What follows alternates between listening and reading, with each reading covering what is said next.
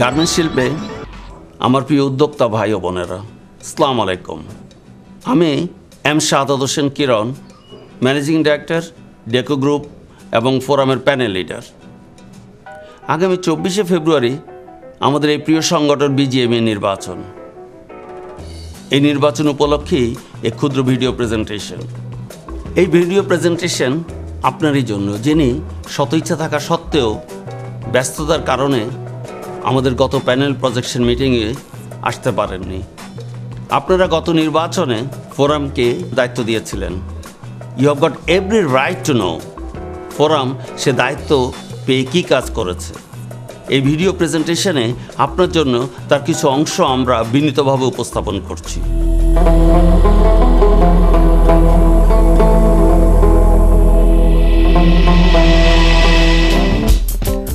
সুই সুতোয় ভর করে যে পোশাক শিল্প ভাগ্য রচনা করছে বাংলাদেশের, সেসব উদ্যোক্তারা পরিবর্তনের পক্ষে রায় দিয়েছিলেন।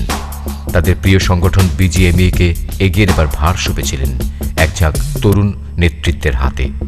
তারা ভোট দিয়ে নির্বাচিত করেছিলেন ফোরামকে 2007-এ। ফোরাম কথা রেখেছে। গত 2 বছরে পরিবর্তন এসেছে অনেক। এই সময় কমেছে ব্যবসার খরচ, দূর হয়েছে অনেক বাধা, এসেছে নতুন বাজারের সম্ভাবনা, শ্রমিক মালিক সম্পর্ক পেয়েছে নতুন মাত্রা, শিল্পে বেড়েছে দক্ষতা। সেই সাথে বিজিএমইএর মর্যাদা ছড়িয়ে পড়েছে আরও বড় পরিসরে। ধরা যাক টার্মিনাল হ্যান্ডলিং চার্জের কথাই। বছরের পর বছর ধরে শিপিং এজেন্টরা কোটি কোটি টাকা হাতিয়ে নিচ্ছিল এই চার্জের নামে। দায়িত্ব নিয়েই এর বিরুদ্ধে মাঠে নামে নতুন কমিটি। 2 মাসের মাথায় আমদানিকারকদের জন্য এই চার্জ মওকুফ করে দেয় সরকার। বিজিএমইএর অক্লান্ত তৎপরতায় রাতারাতি ব্যবসায় লাখ লাখ টাকা খরচ কমে যায় সদস্যদের।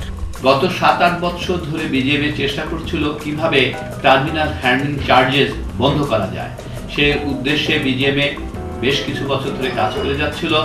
আমরা আসার পরে আমরা এই সরকারের সাথে নেগোশিয়েট করি, আমরা প্রপার পাওয়ার পয়েন্ট প্রেজেন্ট করে সরকারকে বোঝাতে সক্ষম হই যে যারা ফ্রেট পেয়ার তারাই কিন্তু ফ্রেট দিবে, যারা এফওবিতে ব্যবসা করে তারা কিন্তু ফ্রেট দেওয়ার কোনো কারণই নাই। সো সরকার যখন এটা উপলব্ধি করলো, সরকার তখন ইমিডিয়েটলি সার্কুলার জারি করলো যে এখন থেকে ফ্রেট পেয়ারাই কিন্তু ফ্রেট দিবে, যারা এফওবিতে কাজ করছে তারা এখন থেকে আর ফ্রেট দিবে না। এই কারণে এই সেক্টরে যে টিএসসি হ্যান্ডলিং চার্জেস যেগুলি 20 ফিট কন্টেনারের এগেইনস্টে 8 থেকে 10,000 টাকা নেওয়া হতো, সেগুলি রহিত হয়েছে। এবং সাথে সাথে ইম্পোর্টে 20 ফিট কন্টেনারে আমরা প্রায় 12,000 টাকা খরচ করতাম, সেটাও কিন্তু রহিত করা সম্ভব হয়েছে আমাদের সময়ে।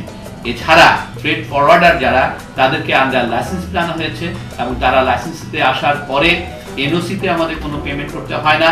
এবং এছাড়াও প্রত্যেকটা কন্টেনারের এগেইনস্টে আমাদেরকে 12,000 থেকে 14,000 টাকা পর্যন্ত খরচ করতে হতো, সেই টাকাও কিন্তু এখন আর দিতে হয় না। আগে কিছু অসাধু ক্রেতার কাছে জিম্মি ছিলেন ব্যবসায়ীরা। ফ্রেট ফরওয়ার্ডারদের যোগসাজশে ক্রেতারা মাল খালাস করেও দাম পরিশোধ করেননি, এমন অনেক নজির আছে। বড় রকমের ক্ষতির সম্মুখীন হয়েছিলাম আমি 2007 সালের ডিসেম্বর মাসে।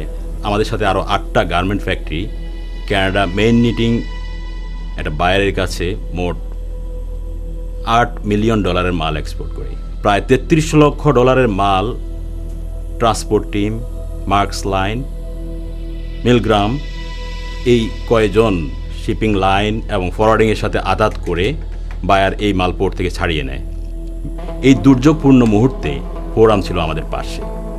আমাদের যে $33 লক্ষ যে পেমেন্ট আমরা 9 মাস সময় ধরে বিজিএমইর সম্মানিত সদস্য বাবু ভাই, শহীদ ভাই, যারা আমাদেরকে সার্বক্ষণিক সহযোগিতা দিয়ে আসছেন, পরামর্শ দিয়ে আসছেন, সান্ত্বনা দিয়ে আসছিলেন, এই ফ্রেট ফরওয়ার্ডিং লাইসেন্স ছিল বলেই তখন বিজিএমইর বর্তমান সভাপতি পারভেজ ভাই মার্কস লাইনের এমডিকে ডেকে এনে ওনার কাছে এনে উনি জবাবদিহি চেয়েছেন এবং পেমেন্টের জন্য বাধ্য করেছেন। ফ্রেট ফরওয়ার্ডাররা মাল রিসিভ করার পরে যখন এক্সপোর্ট করত, তখন উইদাউট এন্ডোর্সমেন্টে কাস্টমারকে মাল ডেলিভারি দিয়ে দিত।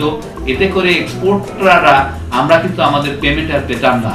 এই সিস্টেমটাও কিন্তু এই মুহূর্ত থেকে বন্ধ হয়ে গেছে, কারণ তাদের দায়িত্ব যে এই টাকা পর্যন্ত কালেকশন করে এনে দিয়ে দেওয়া। সো এখান থেকে বিজিএমএ তার সদস্যদের জন্য একটা বিরাট সিকিউরিটিও কিন্তু আনয়ন করতে সম্ভব করেছে। ব্যবসাকে সহজ করতে, নিরাপত্তা দিতে আরও অনেক পরিবর্তন এসেছে গত 2 বছরে।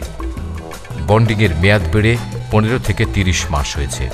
শুধু তাই নয়, একাধিক ঠিকানায় বন্ডিং করার সুযোগ এসেছে কন্টিনিউয়াস বন্ডিংয়ের আওতায়। আর বন্ডেড ওয়্যারহাউস লাইসেন্স পেতে দাপ্তরিক জটিলতাও কমিয়ে আনা হয়েছে 3 ভাগের 1 ভাগে। আগে যেখানে এমন একটি লাইসেন্স পেতে 42 ধরনের ডকুমেন্ট জমা দিতে হতো, এখন সেখানে 14টি দিলেই চলে। ব্যবসাকে সহজ করতে ছোট বড় এমন অনেক পরিবর্তন জন্ম দিয়েছে বিজিএমইএর বিদায়ী নেতৃত্ব।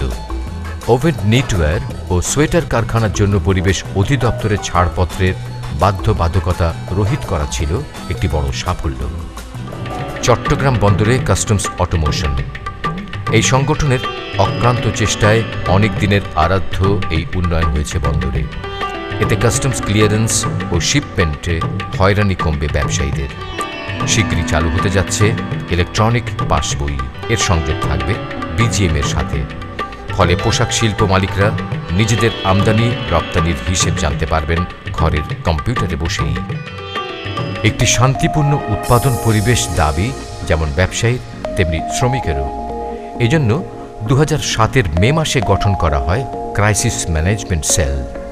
ব্যবসায়ী প্রতিনিধি, আমলা, নিরাপত্তা বাহিনীর সদস্যদের নিয়ে গঠিত এই বহুপাক্ষিক শান্তি শৃঙ্খলা কমিটি অনেকবারই বহিরাগত হস্তক্ষেপ, দাঙ্গা হাঙ্গামা নিয়ন্ত্রণে কার্যকারিতা প্রমাণ করেছে।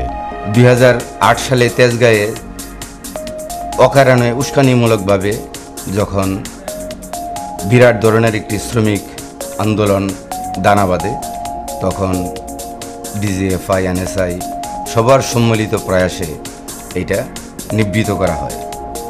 এবং আরও উল্লেখ্য যে ওইটাকে নিবৃত করতে যেয়ে সেখানে 32 জন আর্মি ইনক্লুডিং একজন মেজর সেখানে উইন্ডিড হয়।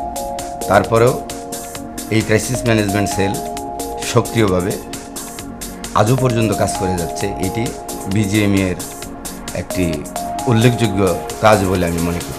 শুধু তাই নয়, শ্রম আইনের আলোকে শ্রমিকদের জরুরি তথ্য সংরক্ষণের জন্য চালু করা হয়েছে সার্ভিস বই ব্যবস্থা। এরই মধ্যে 1800 প্রতিষ্ঠানের কর্মকর্তা কর্মচারীদের এ নিয়ে প্রশিক্ষণও দেওয়া হয়েছে বিভিন্ন আন্তর্জাতিক সংস্থার সহযোগিতা নিয়ে। দক্ষ শ্রমিক ও কর্মী তৈরিতেও গত 2 বছরের অর্জন অসামান্য। সুদূর মঙ্গাপীড়িত উত্তরাঞ্চল এখন পরিণত হয়েছে দক্ষ গার্মেন্টস শ্রমিক তৈরির কারখানায়। শুধু শ্রমিক নয়, মিড লেভেল ম্যানেজমেন্টে দক্ষ জনশক্তির জন্য বিআইএফটিকে পূর্ণাঙ্গ ফ্যাশন বিশ্ববিদ্যালয়ের রূপ দেওয়ার উদ্যোগও ফোরামের। বিআইএফটির ছাত্রছাত্রীদেরকে আন্তর্জাতিক মানের প্রফেশনাল এবং ওয়েল এক্সপেরিয়েন্স ফ্যাকাল্টির মাধ্যমে আমাদের পোশাক শিল্পের আগামী দিনের চ্যালেঞ্জ মোকাবেলা করার জন্য তৈরি করা হচ্ছে। ইতিমধ্যে এই ইনস্টিটিউটটি লন্ডনের শতবর্ষ ঐতিহ্যবাহী লন্ডন কলেজ অফ ফ্যাশন এবং ইউরোপের স্বনামধন্য টেক্সটাইল ফ্যাশন ডিজাইনিং ইউনিভার্সিটি, জার্মানির নেদারল্যান্ড ইউনিভার্সিটির সাথে শিক্ষা বিনিময় চুক্তি স্বাক্ষর করেছে। গত 2 বছর বিজিএমইএ নতুন বাজার তৈরির চেষ্টায় কাজ করেছে নিরলস। শুল্ক ও কোটামুক্ত প্রবেশাধিকারের জন্য বাংলাদেশের পক্ষে শুনানি হয়েছে মার্কিন সিনেটে। নোবেল বিজয়ী অর্থনীতিবিদ কথা বলেছেন এদেশের পোশাক খাতের হয়ে। তরুণ নেতৃত্বের কূটনৈতিক দক্ষতায় ভারতে বিনা শুল্কে 80 লাখ পিস তৈরি পোশাক রপ্তানি দরজা খুলে গেছে।